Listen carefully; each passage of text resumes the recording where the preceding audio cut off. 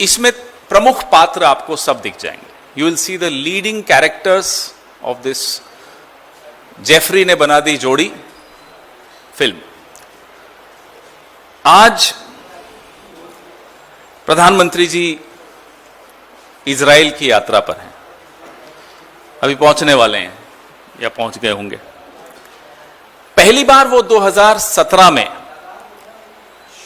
वहां गए थे या भेजे गए थे या भिजवाए गए थे, वो हम आपको अभी थोड़ी देर में बताएंगे।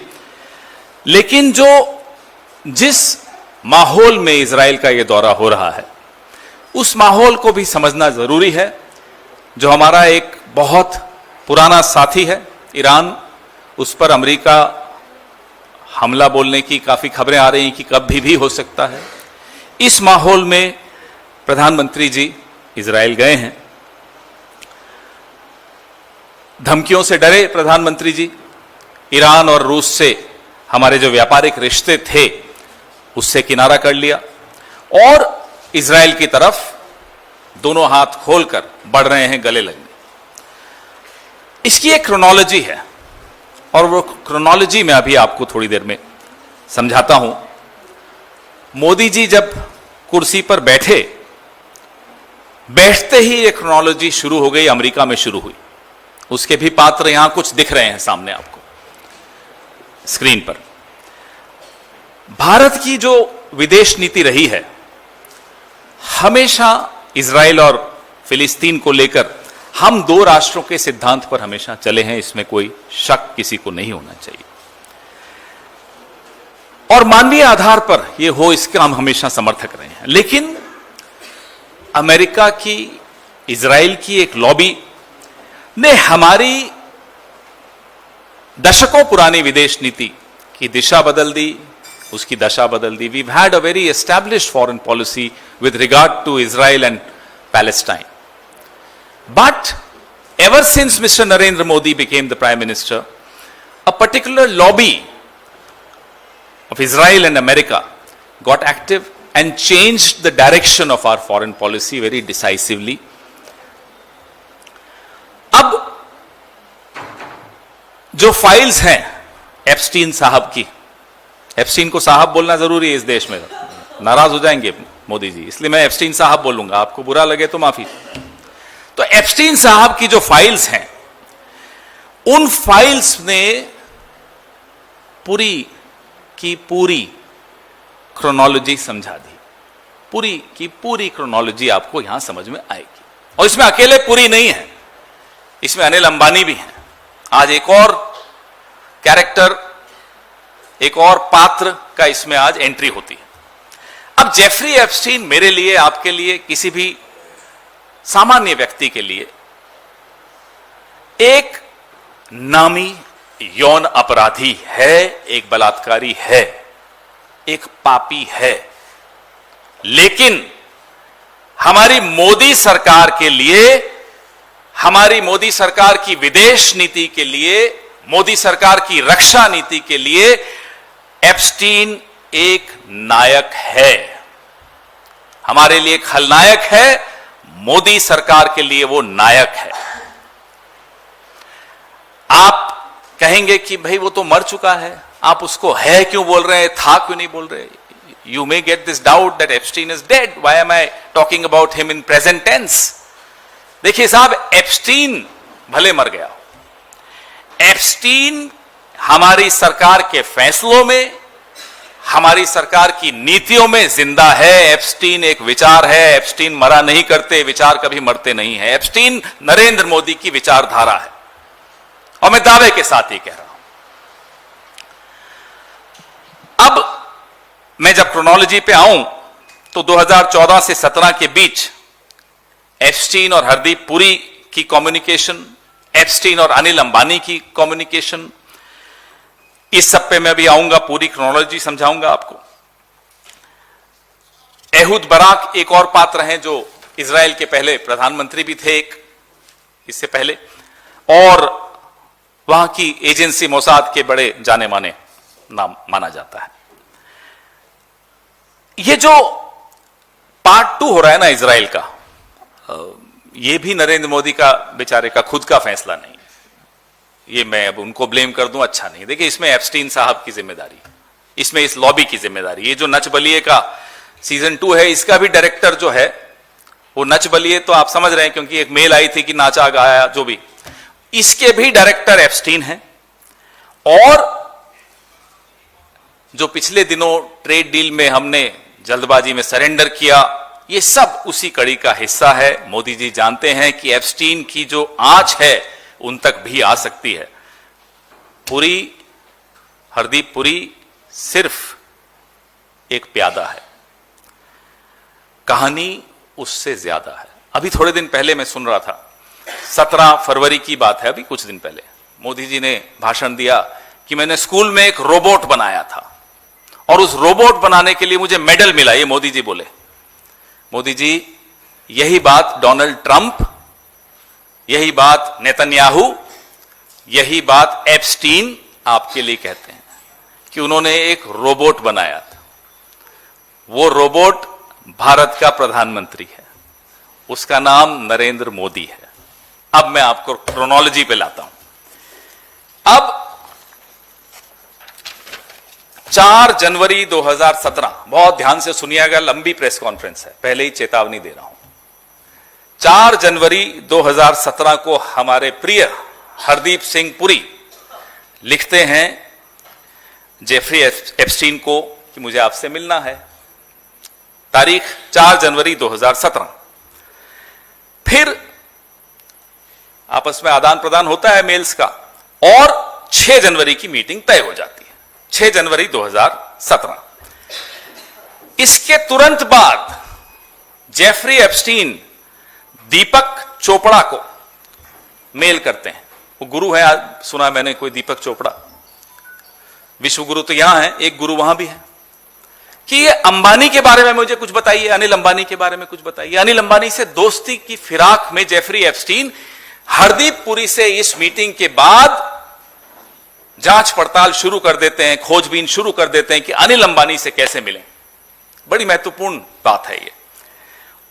और 21 फरवरी 2017 को फिर अनिल अंबानी और जेफरी एप्स्टीन की मुलाकात होती है। शुरू कहां से हुआ? हरदीप पुरी इनसे मिले एप्स्टीन से 6 जनवरी को। आप खुद समझ जाइए कि क्या सलाह दी होगी, आप खुद समझ जाइए कि क्या संदेश दिया होगा, आप खुद समझ जाइए कि किसकी तरफ से वो संदेश दिया होगा। हरदीप पुरी खुद तो अनिल अंबानी का नाम ले, अपनी तरफ से तो नहीं लेंगे, हम ये उम्मीद करेंगे। तो किसी का संदेश था जो हरदीप पुरी ने एप्स्टीन को 6 जनवरी 2017 को दिया। उसके तुरंत बाद जेफरी एप्स्टीन अनिल अंबानी को ढूंढने निकल पड़े, दीपक चोपड़ा की मदद ली, और भी लोगों की मदद ली होगी। अब सिलसिला शुरू होता है एप्स्टीन और अनिल अंबानी का। अनिल अंबानी जो कि नरेंद्र मोदी के बहुत पुराने दोस्त हैं, शायद गौतम अडानी से भी पुराने दोस्त। 23 फरवरी को जेफरी एप्स्टीन, ये सब 2017 की सीरीज चल रही है अभी, अब तक जो मैंने प्रेस वार्ताएं की 2014 तक की थी, अब मैं और आगे बढ़ा। 23 फरवरी 2017 को जेफरी एप्स्टीन अनिल अंबानी को लिखते हैं, in the email I sent you Ehud Barak's contact details, in my experience a level above the rest. Ehud Barak का परिचय जेफरी एप्स्टीन अनिल अंबानी से करवाते हैं। मैं फिर से दोहराता हूं, नंबर 1, हरदीप पुरी एप्स्टीन से मिलते हैं। मिलने की उस मुलाकात के तुरंत बाद एप्स्टीन अनिल अंबानी को ढूंढते हैं, अनिल अंबानी से मुलाकात होती है। फिर एप्स्टीन अनिल अंबानी को ईमेल के माध्यम से एहुद बराक, भूतपूर्व प्रधानमंत्री इजराइल के, उनसे मिलवाते हैं। अब आ जाइए साहब 2017 के 1 महीना और आगे बढ़े। 2 मार्च को अनिल अंबानी जेफरी एप्स्टीन को 3:11 पे एक मेल भेजते हैं। Will need your guidance on dealing with white house for India's relationship and defence cooperation. ये किसके बिहाफ पे लिखा जा रहा है? अनिल अंबानी जेफरी एप्स्टीन को 2 मार्च 2017 को लिखते हैं कि मुझे आपका मार्गदर्शन चाहिए कि भारत व्हाइट हाउस से अपने रिश्ते कैसे रखेगा और किस तरह की डिफेंस कोऑपरेशन भारत और अमेरिका में हो सकती है। इस पे मुझे आपका मार्गदर्शन चाहिए। अनिल अंबानी लिख रहे हैं 2 मार्च को 2017 को जेफरी एप्स्टीन को। स्पष्ट है, कोई कंफ्यूजन तो नहीं आप लोगों के दिमाग में, क्योंकि काफी तारीखें हैं, काफी मेल्स हैं। क्लियर? अब जेफरी एप्स्टीन उसका जवाब देते हैं 1 मिनट के बाद, 3:12। Interesting. Remember, what are you willing to give? No ideology needed, tit for tat. कि बोले बढ़िया, वेरी गुड। अब ये बताइए आप हमें क्या दे सकते हैं? इसमें कोई विचारधारा की जरूरत नहीं है। एक हाथ दे, एक हाथ ले। ये जेफरी एप्स्टीन अनिल अंबानी को सीधी सीधी बात कर रहे हैं, खरी खरी बात कर रहे हैं। 3:14, 1-2 मिनट के गैप में अनिल अंबानी जेफरी एप्स्टीन को लिखते हैं, Indian market what ever works, पूरा भारत का बाजार खोल देंगे, जो भी आपको चाहिए दे देंगे। Indian market what ever works, ये 4 शब्दों की मेल है अनिल अंबानी की जेफरी एप्स्टीन को 3:14। तारीख 2 मार्च 2017। 3:19 पे जवाब आता है जेफरी एप्स्टीन का अंबानी को, I will get some inside baseball for you. ये एक अमेरिका का स्लैंग है। इनसाइड बेसबॉल का मतलब कि अंदर क्या चल रहा है, वो जो अंदर स्कूप है, अंदर की कोई खबर है, वो मैं आपको देता हूं पता लगा के। ठीक है साहब। कुछ मिनटों बाद, आधे घंटे बाद, 4 बजने में 1 मिनट कम, 3:59 PM पे जेफरी एप्स्टीन एहूद बराक को लिखते हैं। सीधा एहूद बराक पे बात पहुंच गई। Can you give me some insight into what role India might play in US defence wishes? क्या एहूद बराक जी आप मुझे कुछ जानकारी दे सकते हो कि भारत की भूमिका, अमेरिका की जो इच्छा है रक्षा के मामले में, अमेरिका की जो नीति है रक्षा के मामलों में, सौदों के मामले में, भारत की क्या भूमिका हो सकती? अनिल अंबानी को वापस रिपोर्ट करना है। अनिल अंबानी यहां किसी को रिपोर्ट करने वाले होंगे, तो रिपोर्ट करने से पहले जेफरी एप्स्टीन इजराइल के पूर्व प्रधानमंत्री एहूद बराक को कहते हैं, साहब मुझे आपका मार्गदर्शन चाहिए। अब शायद उनकी आपस में फोन पे बात हुई होगी, क्योंकि एहूद बराक की मेल्स बहुत कम है। समझदार होंगे, कम से कम हरदीप पुरी से तो समझदार होंगे ही, तो फोन पे बात करते होंगे, और क्योंकि एजेंसी के आदमी है वहां, तो और समझदार होंगे, सावधान रहते होंगे। जो भी हो, फोन पे बात हुई होगी। अब आइए आप 16 मार्च 2017 में अनिल अंबानी जी जेफरी एप्स्टीन को लिखते हैं, hello, I was in daily, leadership would like your help for me to meet Jared and Bannon ASAP. Please advise. Likely visit to DC by Prime Minister in May to meet Donald. Also assistance on that. अब ये बड़ी रोचक mail है साहब, बड़ी महत्वपूर्ण mail है।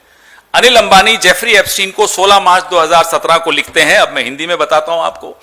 Hello, मैं दिल्ली में हूं या था। नेतृत्व, भारत सरकार, नेतृत्व आपकी मदद चाहता है कि मैं जैरेड कुशनर, डोनाल्ड ट्रंप के दामाद, और स्टीव बैनन ट्रंप के बहुत पुराने, बहुत सहयोगी रहे हैं, एडवाइजर रहे हैं, उनका इलेक्शन मैनेजर रहे हैं। स्टीव बैनन का नाम आप गूगल करेंगे समझ में आ जाएगा कि भारत का नेतृत्व चाहता है आपकी मदद, कि मैं यानी कि अनिल अंबानी जैरेड कुशनर से और बैनन से, स्टीव बैनन से तुरंत मिल पाऊं। प्लीज एडवाइस, सलाह दीजिए। प्रधानमंत्री शायद मई में वॉशिंगटन जाएंगे, डोनाल्ड ट्रंप से मिलेंगे, उसमें भी मुझे आपकी मदद चाहिए। ये अनिल अंबानी लिख रहे हैं जेफरी एप्स्टीन को। उसके बाद मेल्स में है एक्सचेंज कि किस नंबर पे बात करूं, फिर नंबर पे बात हुई होगी। उन कॉन्वर्सेशंस में क्या हुआ, उन कॉल्स में क्या हुआ, हमें नहीं मालूम, इसलिए उस पर मैं कोई स्पेकुलेशन नहीं करूंगा। अब आइए 29 मार्च 2017 अंबानी साहब लिखते हैं जेफरी एप्स्टीन को, the White House announce yesterday PM Modi's trip to DC, can you tell me when and the dates? Thanks. कि व्हाइट हाउस से एक घोषणा हुई है कि प्रधानमंत्री अमेरिका आ रहे हैं, क्या आपको मालूम है डेट्स क्या है? ये किसके बिहाफ पे पूछ रहे हैं, हमें नहीं मालूम। इस सब में फॉरेन ऑफिस का कोई रोल नहीं है, इस सब में मिनिस्ट्री ऑफ एक्सटर्नल अफेयर्स की कोई भूमिका नहीं है, इस सब में भारत के राजदूत दरकिनार बैठे हुए हैं, कभी हरदीप पुरी, कभी अनिल अंबानी, एप्स्टीन साहब तो हैं ही। इस तरह से हमारी विदेश नीति चल रही है आज भी। 2014 से लेकर आज तक ये लोग हमारी विदेश नीति चला रहे हैं। खून नहीं खोलता आपका? मुझे बताइए। जेफरी एप्स्टीन का जवाब सुनिए उसी दिन, कुछ मिनट बाद, आई am told it is a part of the Israel strategy. Bharat की इजराइल स्ट्रैटेजी का निर्णय के कॉन्टोर्स का फ्रेमवर्क ऐसे तय हो रहा है। आज प्रधानमंत्री इजराइल जा रहे हैं ना, ये ऐसे तय हो रहा है। जेफरी एप्स्टीन ने तय किया। ये नींव जो डली 2014 के बाद भारत और इजराइल के संबंधों की, ये जेफरी एप्स्टीन ने तय किया। ये नींव उसने डाली। Ehud Barak, Jeffrey Epstein, Anil Ambani, Hardeep Puri, ऐसे बनी हमारी विदेश नीति। I am told it is a part of Israel strategy. Should no more after I return from Paris. For your information, I am told that buy India, BUY, buy India, in reality is limited to a certain category of things. That is, many can only be truly made in America. IT, yes. Jet engines, no. However, very enthusiastic over having private business involved, as it is seen to be much less corrupt than government. ये Jeffrey Epstein की mail है अनिल अंबानी को कि ये जो भारत का सामान खरीदो, ये सब बड़ा छोटी सी बात है, लिमिटेड बात है, सीमित है। आईटी तक तो ठीक है, कोई जेट इंजन नहीं खरीदेंगे भारत से। और हां, यहां ये इस बात की बहुत रुचि है कि प्राइवेट सेक्टर से इंटरैक्ट करें, डील करें, क्योंकि सरकार भ्रष्ट है। ये जेफरी एप्स्टीन अनिल अंबानी को कह रहे हैं। ये है 29 मार्च 2017 की मेल। इसका अर्थ क्या हुआ? स्पष्ट तौर पे इसका अर्थ हुआ कि भारत, यानी कि डोनाल्ड ट्रंप से भारत की मीटिंग, मोदी साहब की मीटिंग, इजराइल के एजेंडा को पुश करने के लिए हो रही थी। The meeting that was held between Donald Trump, President Trump and Prime Minister Modi was to push, essentially was to push the Israeli agenda. ऐसे बनी हमारी इजराइल की आज की नीति। अब अंबानी जी इसका जवाब देते हैं। Prime minister visiting Israel on 5th and 6th जुलाई, 29 मार्च को बताया जा रहा है अनिल अंबानी द्वारा जेफरी एप्स्टीन को कि prime minister of India will be visiting Israel 5 और 6 जुलाई को जा रहे हैं 2017 की। शर्म आती है ना? आ रही है, मुझे भी आ रही है। ये ऐसी विदेश नीति है हमारी। And then 7th 8th in Hamburg for G20 where he will meet Donald, but a separate meeting being planned in DC. That's what I inquired. कि मैंने ये पता लगाया है कि 5-6 को तो ये जा रहे हैं इजराइल, 7-8 को हैम्बर्ग जहां G20 है, जहां वो डोनाल्ड से मिलेंगे, लेकिन एक अलग मीटिंग की भी प्लानिंग हो रही है डीसी में, डोनाल्ड ट्रंप की और नरेंद्र मोदी की। ये अनिल अंबानी बता रहे हैं जेफरी एप्स्टीन को। अंबानी जी को जवाब आता है जेफरी एप्स्टीन का, yes I fully understand. What I am told is that discussions regarding Israel strategy were dominating Modi dates.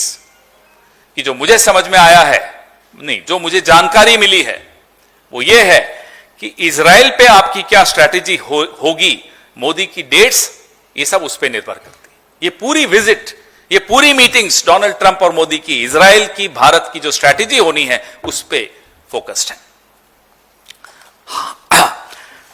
अब तारीखें कौन सी होंगी, एजेंडा क्या होगा, ये सब ऐसे तय हो रहा है।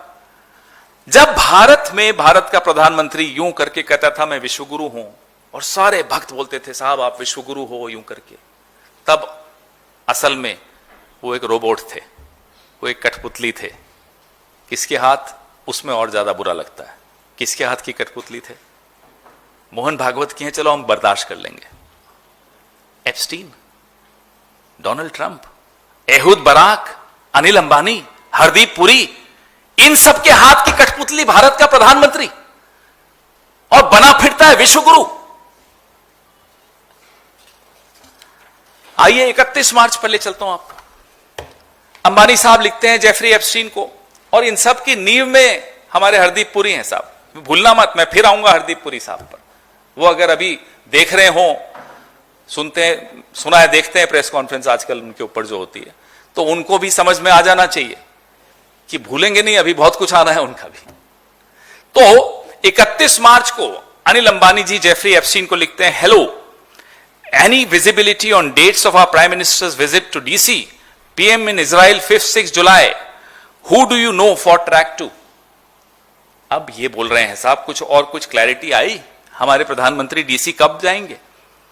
और प्रधानमंत्री 5 और 6 जुलाई को इजराइल में हैं। अब मुझे यह बताइए कि किसी को आप जानते हैं जिससे मैं ट्रैक 2 कर सकूं इजराइल के बारे में? ये ट्रैक 2 अनिल अंबानी के माध्यम से क्यों हो रहा था? ट्रैक 2 में भी बहुत स्थापित लोग हैं। अब हमारे सवाल भी हैं इस पर्टिकुलर मेल पर, इस मुद्दे पर मैं थोड़ा रुकता हूं। क्या एहूद बराक ट्रैक 2 था? क्योंकि थोड़ी देर पहले मैंने आपको बताया कि एप्स्टीन अनिल अंबानी को एहूद बराक से इंट्रोडक्शन दे रहा है, परिचय करवा रहा है। अब वो मिले या नहीं मिले हमारी जानकारी में नहीं, फोन पे क्या बात हुई हमें नहीं मालूम। लेकिन ये जो आपके सामने है, फिर जेफरी अंबानी जी को कहता है लेट्स टॉक ऑन फोन। जब इन्होंने पूछा कि ट्रैक 2 में किसी को आप जानते हैं इजराइल से संबंधित, तो बोला कि फोन पे बात करते हैं। फिर उन्होंने क्या बात की हमें नहीं मालूम। 19 मई 2017 एहूद बराक उस दिन न्यूयॉर्क वापस लौट रहे हैं। उस दिन सुबह 10:30 बजे जेफरी एप्स्टीन मिलते हैं हमारे प्रिय हरदीप सिंह पुरी से। 19 मई 2017 सुबह 10:30 बजे न्यूयॉर्क में जेफरी एप्स्टीन हरदीप पुरी से मिलते हैं और एहूद बराक से 5 बजे मिलते हैं। 23 मई को जेफरी एप्स्टीन अनिल अंबानी से मिलते हैं। लगातार ये मीटिंग्स चल रही हैं, लगातार मेल्स चल रही हैं। ये ट्रायंगल, एक अजीब सा ट्रायंगल बना हुआ है, अनिल अंबानी, हरदीप पुरी, एहूद बराक, और उस ट्रायंगल के बीच में है जेफरी एप्स्टीन। ये हमारी विदेश नीति का ट्रायंगल है। और यही ट्रायंगल हरदीप पुरी का सुरक्षा कवच भी बना हुआ है। अभी तक कैबिनेट में इसीलिए बैठे हैं, इसी ट्रायंगल ने बचा के रखा है। 5 जून को हरदीप पुरी जेफरी एप्स्टीन को लिखते हैं, Jeff if you are back in town I would like to drop by for a chat. क्या अगर आप शहर में हैं तो मैं आकर मिलना चाहता हूं, आपसे बात करना चाहता हूं। 6 जून को जेफरी एप्स्टीन जवाब देते हैं, phone tomorrow I return 15th, कि सुबह कल बात करते हैं, मैं 15 को लौट रहा हूं। और उसके बाद लिखते हैं Jeffrey Epstein, the middle east did not go well, I have some strong views.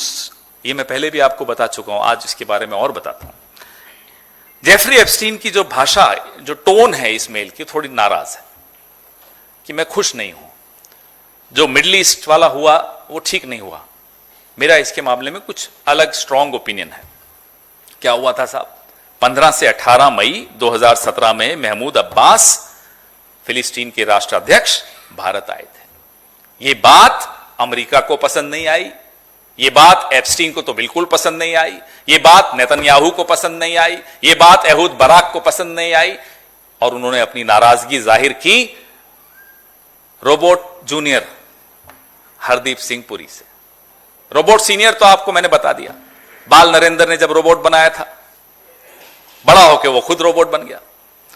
Robot junior Hardeep Puri को नाराजगी बताई जा रही है, I am not happy, I have strong views. अब 25 और 26 जून 2017 प्रधानमंत्री फाइनली अमेरिका पहुंच गए, और उसके बाद 4 और 6 जुलाई के बीच इजराइल गए। जब वो इजराइल गए, पहले प्रधानमंत्री भारत के जो इजराइल गए थे, पैलेस्टीन नहीं गए। क्यों? क्योंकि रोबोट को वही करता है जो रोबोट को करने को कहा जाता है। यहां भी वही हो रहा है। आइए 6 जुलाई 2017 जेफरी एप्स्टीन, ये बड़ी रोचक बात है, जेफरी एप्स्टीन कतर के एक बिजनेसमैन हैं जाबोर वाई, उनको कहते हैं the Indian prime Minister Modi took advice. ये पूरी मैंने आपको क्रोनोलॉजी बताई, कैसे एडवाइस ली, किसके माध्यम से ली। Hardeep Puri, Anil Ambani, Ehud Barak, Epstein सबसे ऊपर। The Indian Prime Minister Modi took advice and danced and sang in Israel for the benefit of the US President. They had met a few weeks ago and it worked. कि मेरी सलाह ली भारत के प्रधानमंत्री मोदी ने, और Israel में नाचे गाए, अमेरिकन राष्ट्रपति को खुश किया और वो कारगर साबित हुआ। It worked. अब ये पढ़ने के बाद तो मेरे को आगे बोलने की भी इच्छा नहीं है, मुझे लगता है आपको सुनना भी कुछ जरूरी नहीं बचा। ये हुआ हमारी विदेश नीति के साथ। ये रोबोट प्राइम मिनिस्टर हैं, रोबोट का कंट्रोल गलत हाथों में है, तो सही काम कैसे होगा, सही विदेश नीति कैसे बनेगी, सही नीतियां कैसे बनेगी, सही निर्णय कैसे होंगे, यह हमारे मन का में दर्द है, यह हमारे गुस्से का कारण है। इसीलिए हम प्रोटेस्ट करते हैं। आप हमको जेल में डाल देते हैं, हमारे यूथ कांग्रेस वालों को डालो, यह नहीं बर्दाश्त होगा कि भारत इतनी पुरानी सभ्यता, उसके प्रधानमंत्री का धागा का कंट्रोल, का रिमोट कंट्रोल एप्स्टीन के हाथों में है। कैसे बर्दाश्त होगा?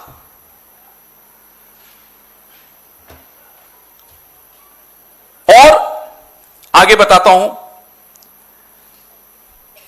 यह जो मैंने आपको अभी पढ़ के बताया कि वो सॉन्ग एंड डांस, इसीलिए मैं इसको नच बलिए पार्ट 2 कह रहा हूं, किस तरह से minutely Epstein was watching the trip of mister Narendra Modi to Israel. कितना गहन रूप से वो स्टडी कर रहे थे इस ट्रिप को, ये भी ये बताता है। तो पूरा कंट्रोल किसके हाथ में था वो यहां से मालूम पड़ता है। पूरी रिपोर्ट थी उनकी, कौन बता रहा था उनको, हम ये भी जानना चाहते हैं। अब बहुत रोचक तथ्य अंत में बता रहा हूं, क्योंकि आगे कई प्रेस कॉन्फ्रेंसेज इस पे हमें करनी है।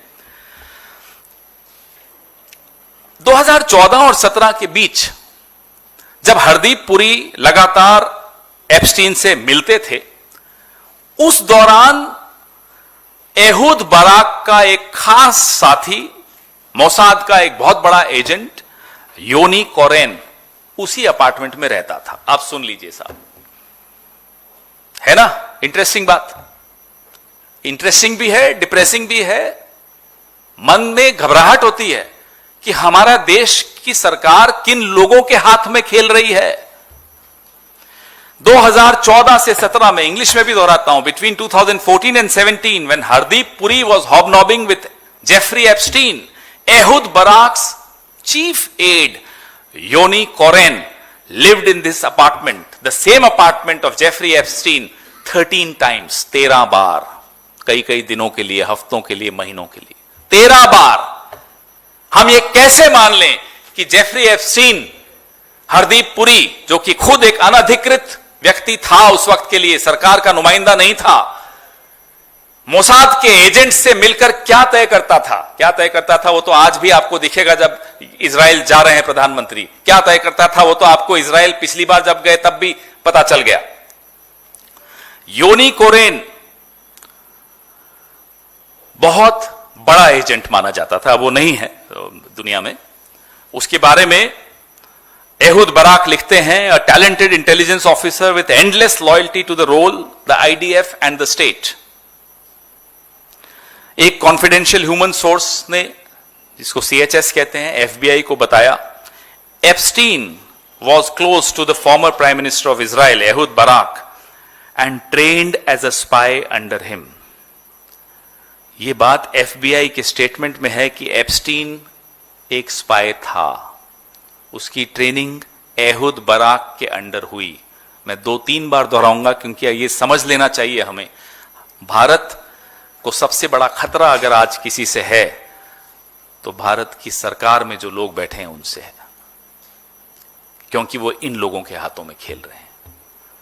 The biggest threat to India is the people who are governing India today, because they are playing in the wrong hands ever since 2014. And that's the cause of serious concern, serious worry, which all of us share. 2020 से 24 के बीच में जो हमारे defence exports Israel से हुए 34% हुए। Bharat Israel के रक्षा बाजार का सबसे बड़ा ग्राहक बनकर उभर गया 2020 से 24 के बीच में। यह क्रोनोलॉजी का नतीजा है, यह वो मेल्स का नतीजा है, यह फोन कॉल्स का नतीजा है, यह उन मीटिंग्स का नतीजा है जो एप्स्टीन के घर पे हरदीप पुरी एहूद बाराक से करते थे या योनी कोरेन से करते थे। ये उन मीटिंग्स का नतीजा है जो अनिल अंबानी वहां अमेरिका में या फ्रांस में या कहीं भी जाकर करते हो इन सब लोगों से, और यहां आकर दिल्ली में किससे मिलते थे आपको मालूम है। ये नतीजा है। भारत का पैसा, भारत का टैक्स पेयर का पैसा कहां खर्च होगा, हथियारों में, किन हथियारों में, कहां से खरीदने हैं, किसको तय करना चाहिए आप बताइए। भारत की सरकार को, विशेषज्ञों को, ब्यूरोक्रेसी को, ऑफिसर्स को। कौन तय कर रहा था? एप्स्टीन। मेरा आपका पैसा कहां खर्च होगा यह तय एप्स्टीन कर रहा था, और आज भी कर रहा है। वो नहीं है कोई बात नहीं, उसके लोग कर रहे हैं, उसका जो एक ब्लूप्रिंट है उसके माध्यम से हो रहा है, जो फॉर्मुलेशन उसने दी है उस फॉर्मुलेशन के तहत हो रही है। पात्र बदल गए, काम चल रहा है। 2017 में एक मिसाइल सिस्टम एग्रीमेंट हुई $2 बिलियन की, 2017 में अप्रैल में हो गई थी। ये सब इन्वेस्टमेंट्स थी ताकि रिश्ते अच्छे हो जाएं डोनाल्ड ट्रंप से, नेतन्याहू इजराइल से। 2017 naval LR Sam procurement $770 million. List बता रहा हूं क्या क्या हुआ इन मुलाकातों के बाद, इन बातों के बाद। 2017 में, अब बहुत ध्यान से सुनिएगा, आप लोगों के फोन में भी आया था, कुछ लोगों के पेगासस भी हुआ था, हम सबके फोन में आया था, नॉक नॉक पेगासस हियर। यह भी 2017 में हुआ। पेगासस इंटेलिजेंस पैकेज, ये रिपोर्ट्स न्यूयॉर्क टाइम्स में भी छपी कि 2022 की एक इन्वेस्टिगेशन न्यूयॉर्क टाइम्स ने की, उसमें Pegasus spyware missile system were the centre pieces of a broader $2 billion India-Israel defense package agreed during the same period. ये हो रहा था हरदीप पुरी साहब, अनिल अंबानी साहब, एहूद बाराक साहब और सबका मालिक एक एप्स्टीन साहब। ये हो रहा था। 2018 Adani Elbit advance systems India, Adani defence और एल्बिट सिस्टम्स ने एक जॉइंट वेंचर हैदराबाद में बनाया 2018 में, हर्मेस 900 ड्रोन्स बनाने के लिए। यह पहली इजराइल की ड्रोन बनाने की एक इंडस्ट्री लगी, फैक्ट्री लगी, फैसिलिटी लगी जो इजराइल के बाहर है। इजराइल से बाहर ड्रोन बनाने की पहली फैक्ट्री भारत में लगी, हैदराबाद में लगी, 2018 में लगी। मुलाकात कब हुई? 17 में हुई। ये सब बातें जो हो रही थी, ये सब 14 से 17 के बीच में हो रही थी। उसका नतीजा ये निकला। 2020 Negev light machine gun contract.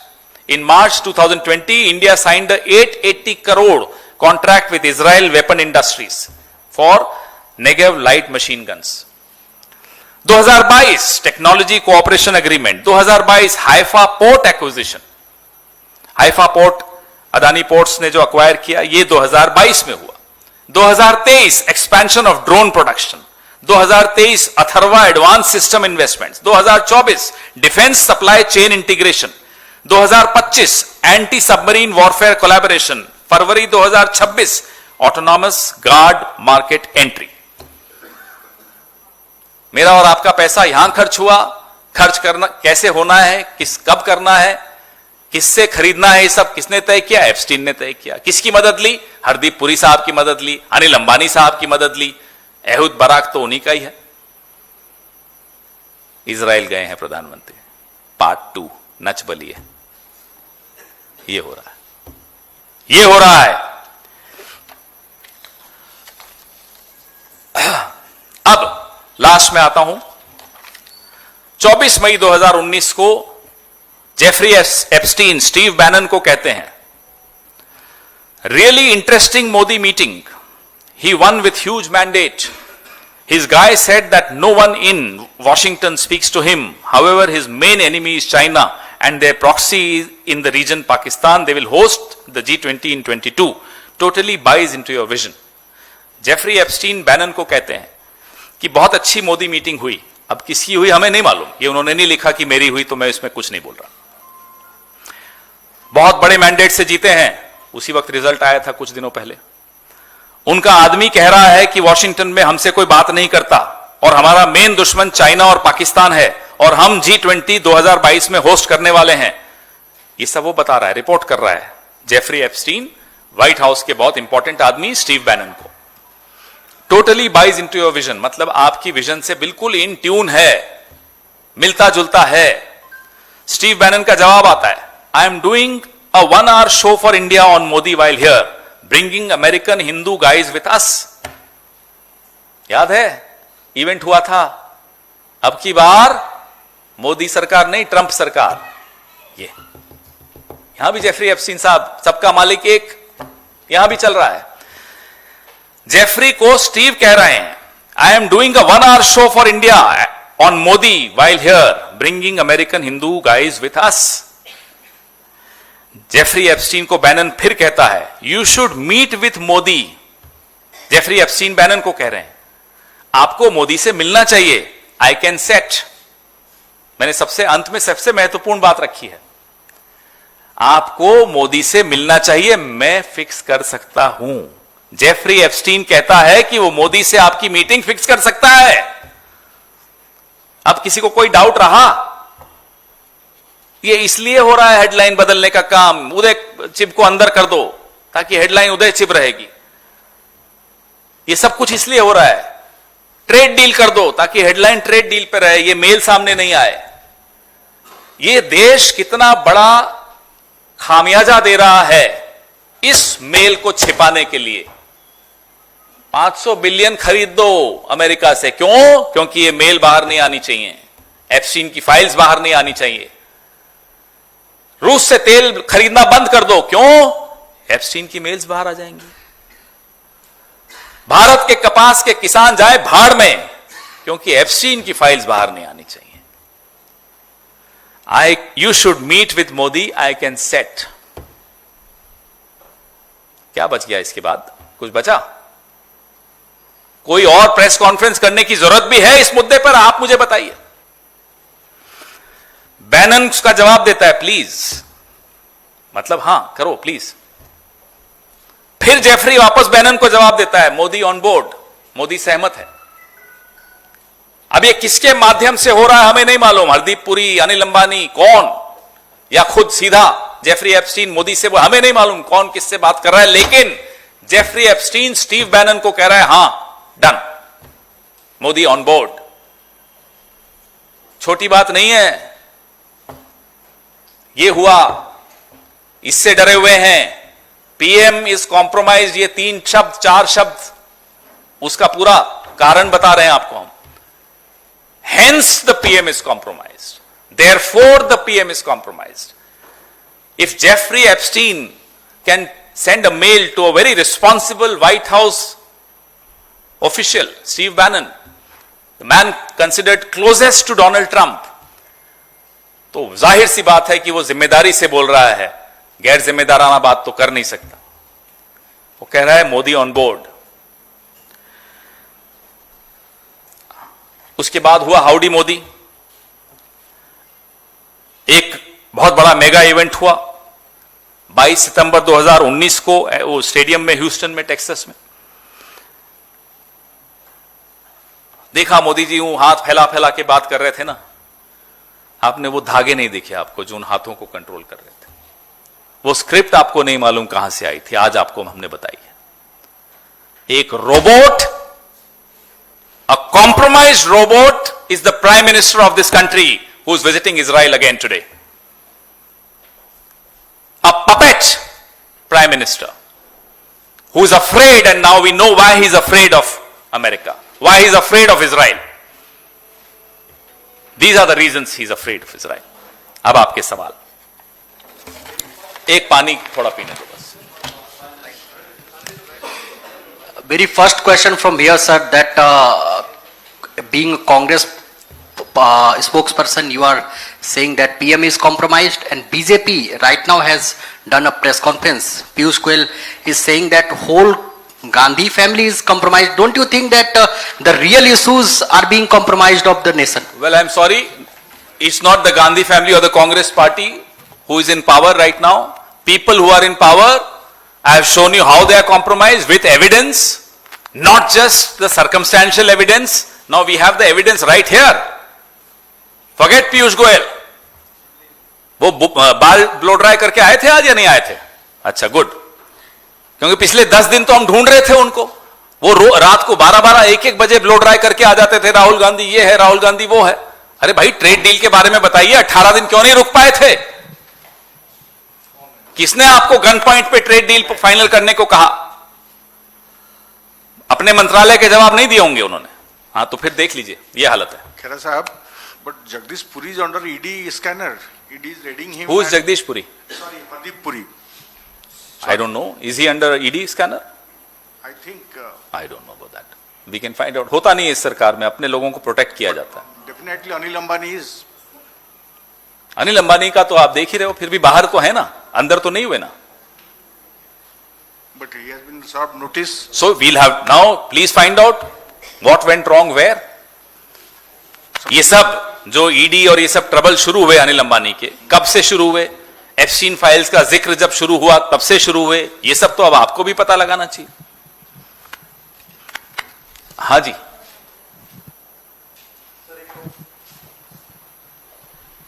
एक तो सवाल सर प्रेस कॉन्फ्रेंस से ये है कि जैसे आपने एक बार इसी मंच से बोला था कि हरदीप पुरी एप्स्टीन को डिजिटल इंडिया की जानकारी तब दे रहे थे जब वो पब्लिक डोमेन में नहीं था। इसके अलावा जो आज की आपकी प्रेस कॉन्फ्रेंस है कि अनिल अंबानी एप्स्टीन से बातचीत जो कर रहे थे पीएम के इजराइल दौरे के बारे में या फिर अमेरिका दौरे के बारे में, क्या इसमें भी कुछ ऐसी बात है कि पब्लिक डोमेन से पहले कोई जानकारी भाई, आ आप रही थी, देखिए। या फिर एक इसको ऐसे भी देखा जा सकता है कि एक उद्योगपति एक लॉबिस्ट से जनरल बातचीत कर रहा है जिसको आप लोग पॉलिटिसाइज करने की कोशिश कर रहे कैसे जनरल बात है जब वो कह रहे हैं, डेट्स बता रहे हैं, इस तारीख को वहां जा रहे हैं, स्ट्रैटेजी क्या होनी चाहिए, डिफेंस स्ट्रैटेजी भारत की क्या होनी चाहिए, वो सब बातें आप पूछ रहे हैं। और फिर उसके बाद जब प्रधानमंत्री जाते हैं तो वही सारी डील्स हो रही हैं इजराइल के साथ। तो बचा क्या फिर? सवाल कहां है मुझे बताइए, संशय कहां है मुझे बताइए, शक कहां है? खत्म हो गया, कोई गुंजाइश बची ही नहीं।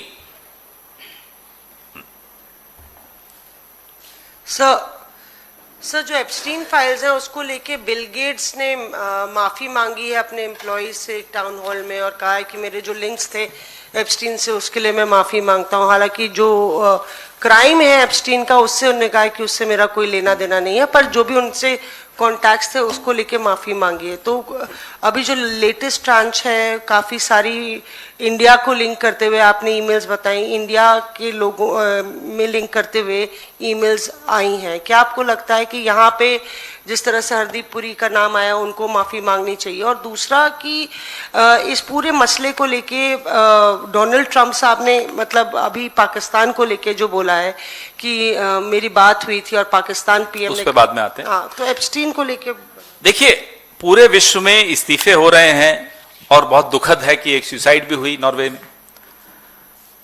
जेल हो रही है, एंड्रयू को जेल हुई, जांच हो रही है, कई देशों ने जांच कमीशन बैठा दी है। भारत में क्या हो रहा है? Happy birthday to you. भारत में क्या हो रहा है? Hardeep has written a very good article, कल प्रधानमंत्री ने ट्वीट किया था। भारत में यह हो रहा है। भारत में ऐसा क्यों हो रहा होगा?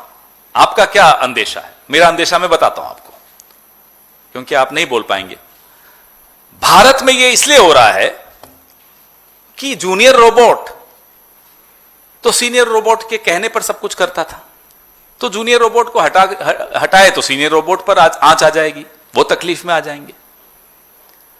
प्रधानमंत्री ना केवल विदेशों के दबाव में हैं, विदेशों से ब्लैकमेल हो रहे हैं, विदेशों से कॉम्प्रोमाइज हैं, माफ कीजिएगा अपने कैबिनेट के इस मंत्री से भी कॉम्प्रोमाइज हैं, इनके भी दबाव में हैं, नहीं हटा पाएंगे।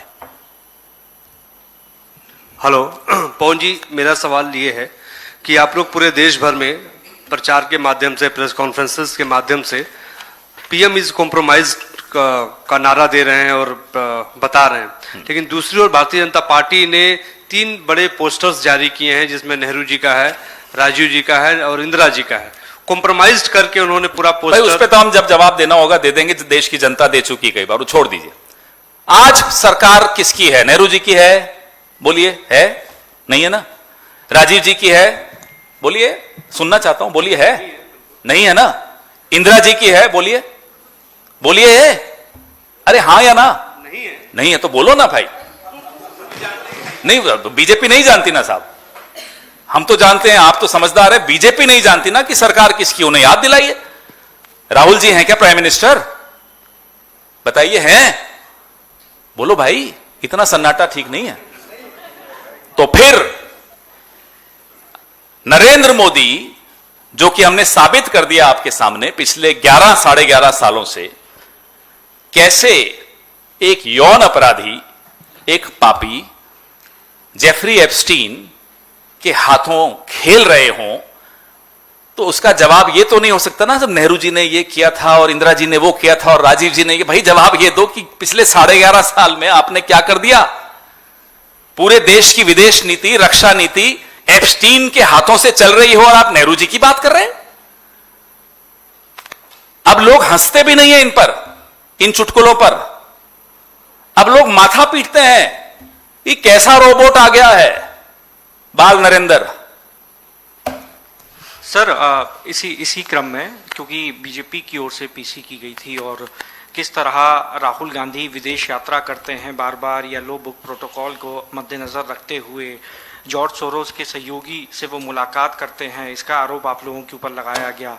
आप लोगों ने अपने सरकार के दौरान किस तरह से समझौता किया देश हित के खिलाफ में रहते हुए? देखिए भाई, ये सब सुन लिया हमने, बहुत बार सुन लिया। मैं फिर दोहराता हूं चुनौती अपनी।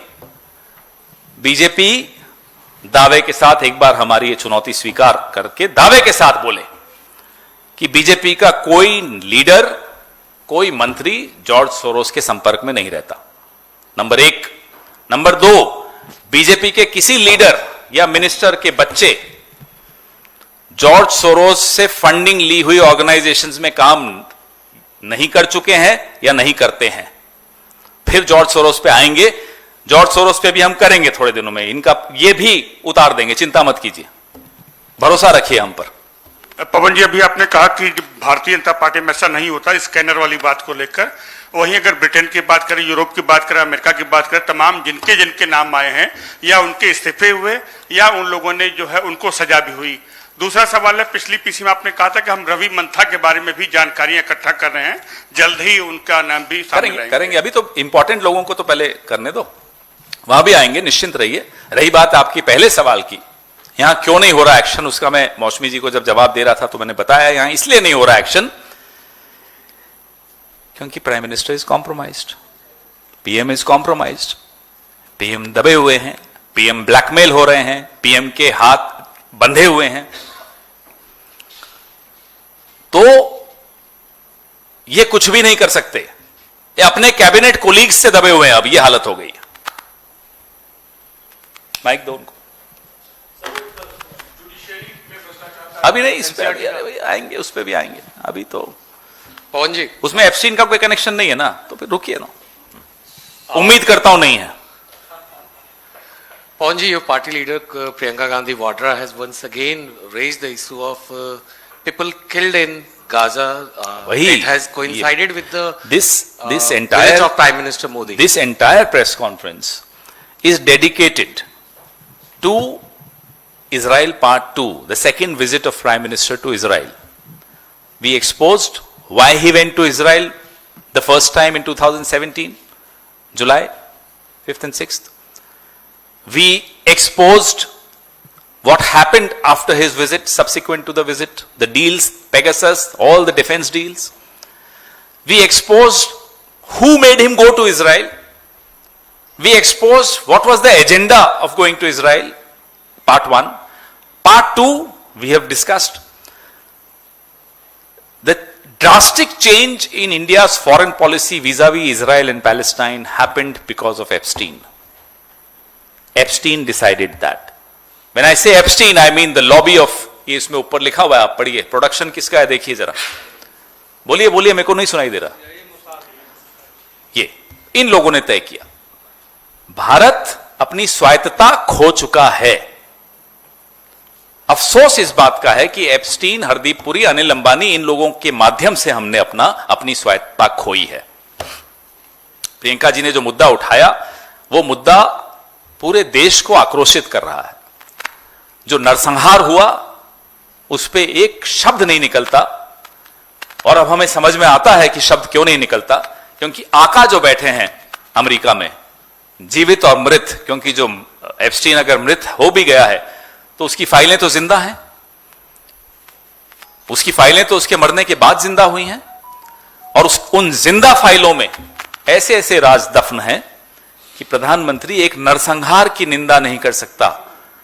बच्चे, फिलिस्तीन में छोटे छोटे बच्चों का जो नरसंहार हुआ, लाखों लोगों का नरसंहार हुआ, उसके बारे में एक शब्द भारत के मुंह से नहीं निकलता।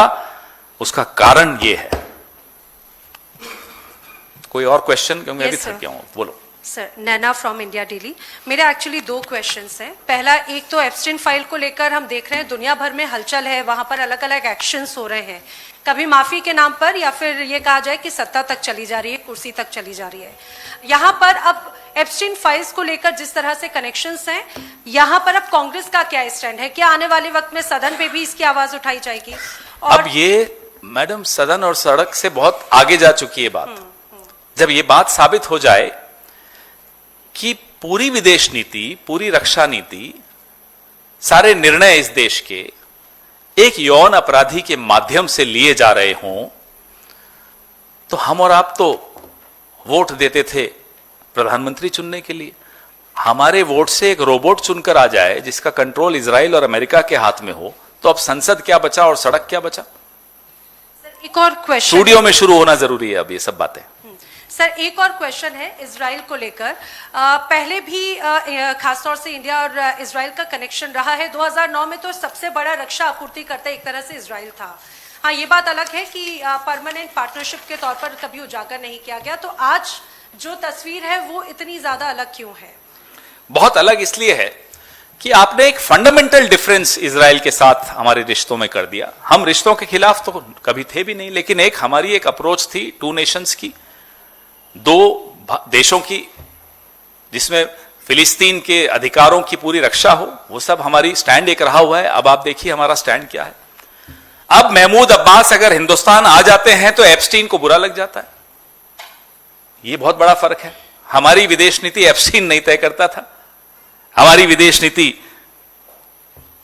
एक कुछ मूल्यों पर थी, कुछ आदर्शों पर थी, मानवता के मूल्यों पर थी, और उसका सम्मान पूरे विश्व में होता था। प्रियंका जी ने यह मुद्दा बहुत बार पहले भी उठाया है। तो हमारी विदेश नीति की तो तुलना इनसे आप कर ही नहीं सकते। जी sir, on another topic. What is the topic? So there's a viral video of a man offering namaz on a ground in Rudrapur, and he was kicked and abused. This is every day you will see these videos. Every day you will read these news reports, where I mean it's painful to see that a person belonging to a minority community, a Muslim community, practicing roza, he's fasting, wants to offer his namaz. He's doing it in a field, not disturbing anyone. And the way he was kicked, 2 days ago it happened in Uttar Pradesh. A minor scuffle on the road, which normally happens, and we sort it out. 3 Muslims were bashed up badly. Now we have to ask our government, what is the kind of atmosphere, the environment that you have created? But I am very proud of Rajasthan, the state where I come from, where a BJP MP was distributing blankets to the poor, and suddenly he realized that some Muslim women have taken the blankets. He took the blankets back from those Muslim women just because they were Muslim. And why I am proud of my state is that Hindu community got together, returned all the blankets back to that BJP, that shameless BJP MP. I am very proud of the Youth Congress in Rajasthan. They went and distributed blankets to the poor, irrespective of which caste, which religion they were from. Poverty has no caste, no religion. But the atmosphere of absolute hatred that Mr. Narendra Modi has created in this country is something which we are all ashamed of. You and I should be ashamed of. It's an ancient civilization. It cannot get insecure by anyone, from anyone. It's the government which is insecure. It's the RSS ideology which is insecure. And they have every reason to be insecure because they have no feet to stand on. आप insecure हैं, आप असुरक्षित हैं, मतलब थोड़ी कि भारत की सभ्यता असुरक्षित हो गई। अरे जहां कबीर चले, नानक चले, गौतम बुद्ध चले, महावीर स्वामी चले, वहां सभ्यता असुरक्षित हो जाएगी? एक मुसलमान के नमाज पढ़ने से? अपने खेत में जहां वो मजदूरी कर रहा है वहां वो नमाज पढ़ रहा है, उसकी पिटाई हो रही है। ये सभ्यता क्या असुरक्षित हो जाएगी? एक मुसलमान गरीब महिला को कंबल मिल गया तो असुरक्षित हो गए आप। लानत है इस पार्टी पर, लानत है मोहन भागवत पर, लानत है आरएसएस पर। यह देश इन सबसे बहुत बड़ा है, बहुत पुराना है। ये चले जाएंगे, इनका नाम लेने वाला कोई नहीं रहेगा। ये इतिहास के कचरा पात्र में मिलेंगे ये सब लोग, इनकी करतूतों की वजह से।